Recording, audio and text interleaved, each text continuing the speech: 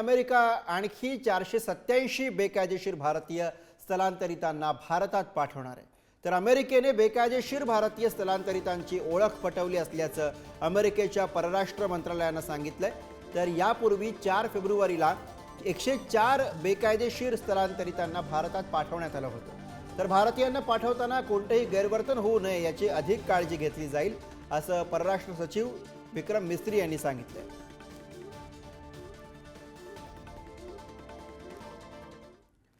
अमेरिकेमध्ये बेकायदेशीररित्या राहणाऱ्या 104 भारतीयांना अमेरिकेने परत भारतामध्ये पाठवून दिलं। त्यांना बेड्या घालून आणि साखळ दंडामध्ये जखडून आणल्यामुळे वाद झाला।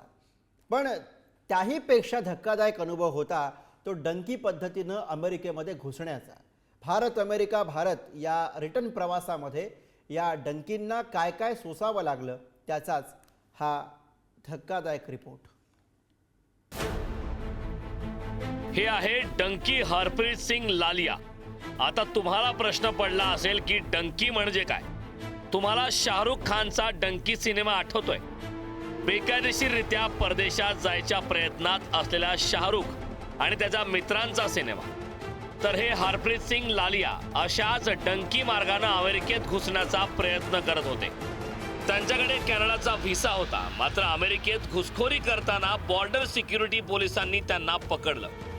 अलीकडे ज्या 104 भारतीयांना हातापायात बेड्या घालून लष्करी मालवाहू विमानानं भारतात पाठवण्यात आलं, त्यात हरप्रीत सिंग ही होते।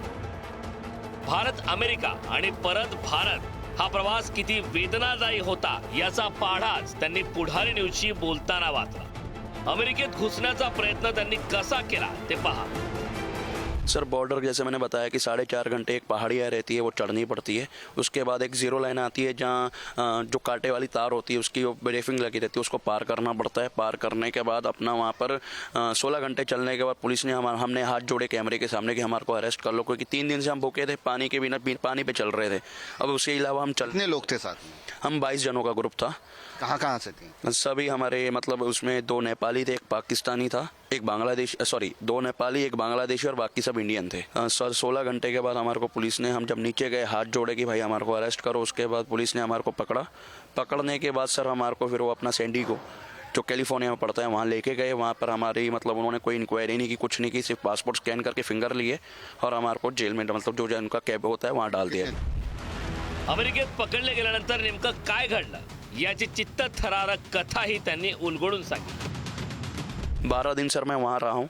फिर वहाँ से डिपोर्ट किए? सर हमारे को रिलीज़ बोला गया था कि आप रिलीज़ हो चुके हो, हम आपको यूएस में छोड़ेंगे। हमारे को जब वहाँ से निकले तो हमारे लिए क्लैप बजाया गया सबके द्वारा, जो वहाँ के बैठे हुए थे, कि हम रिलीज़ हो गए। पुलिस वाले के द्वारा क्लैप करवाया गया, हम वहाँ पर बैठे रहे फिर काफ़ी देर।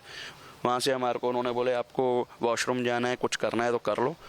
उसके बाद आपको हमारे को उन्होंने हथकड़ियाँ लगा दी है पैरों पे, कमर पे और अपना पैरों पे और हाथ में। जब हथकड़ियाँ लग गई तो हमने बोले ये क्या? वो बोले वेलकम सेंटर लेके जा रहे हैं, वेलकम सेंटर में रिलीज़ करते हैं कि कोई भाग ना जाए, हमको रिलीज़ करना है। और वो एक सिर्फ जुमला था कि वेलकम सेंटर ना ले जाते हुए हमारे को एयरफोर्स के जार में बिठा दिया गया। परत भारतात आणून सोडताना सिंग यांना कशी वागणूक मिळाली ते देखील पहा। इनलीगल वे से हमारे को लाया गया, जैसा सीधा नहीं लाया गया, वाया गुमाम होते हुए हमारे को पैसिफिक ओशन से होते हुए इंडिया लाया गया। 2 तारीख को हम यूएस से निकले थे और परसों हम इंडिया पहुँचे। हम सब टोटल 104 लोग थे, जिसमें पूरे इंडियन ही थे, गुजराती फैमिलीज थी, पंजाब के थे, हरियाणा के थे और हम सिर्फ 3 जने महाराष्ट्र के थे। टॉयलेट और जैसा नहीं, टॉयलेट तो सर चलो ये था कि हथकड़ियाँ पहन के पूरा जान बनना, जो भी था हथकड़ी पहन के करना पड़ता था, खोलते नहीं थे। और जो खाने के लिए सिर्फ एक चिप्स मिलता था, एक एप्पल मिलता था और एक जूस मिलता था, इसके अलावा कुछ नहीं रहता था। और जो भी है हथकड़ी ऐसा पहन के खाना पड़ता था। हरप्रीत सिंग लालिया यांच्यासारखीच इतरांचीही करुण कहाणी।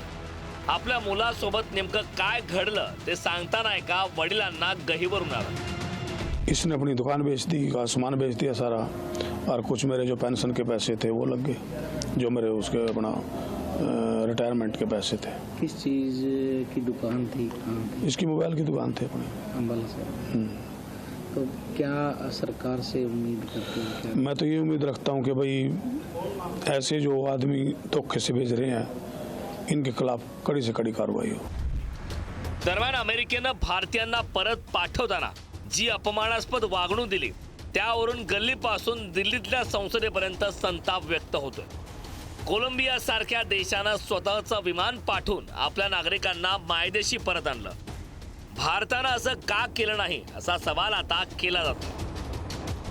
हिंदुस्थानातील आपल्या माणसांना बेड्या ठोकून 45 तास ज्या पद्धतीनं महाराष्ट्र देशात आणलं गेलं, म्हणजे इकडे अमृतसरमध्ये अमेरिकेचं विमान उतरणं हाच देशाचा अपमान आहे. कारण ते अमेरिकेचं विमान नाही, ते त्यांच्या सैन्याचं विमान, सैन्य दलाचं विमान आहे ते. आणि मिलिटरीचं विमान आमच्या विमानतळावर उतरतं, इकडे डुबकी घेता येते. ती डुबकी कशाला? तर इकडे निवडणूक आहे दिल्लीमध्ये. निवडणुकीशिवाय तुमचं हिंदुत्व काय नाही, फक्त सत्ता. हिंदुत्वाशी त्यांचं काही लागलेलं नाही, लक्षात घ्या. अमेरिका म्हणजे महासत्ता, तिथं सेटल होणं म्हणजे स्वर्ग गाठणं असं मानलं जातं. मात्र स्वर्गात पोहोचण्यासाठी काय मरण यातना सहन करतात त्याची झलक म्हणजे हे 104 डंकी. अशी वेळ कोणावरही येऊ नये. नागपूरहून जितेंद्र शिंगाडेसह विक्रांत शिंदे, ब्युरो रिपोर्ट, पुढारी न्यूज.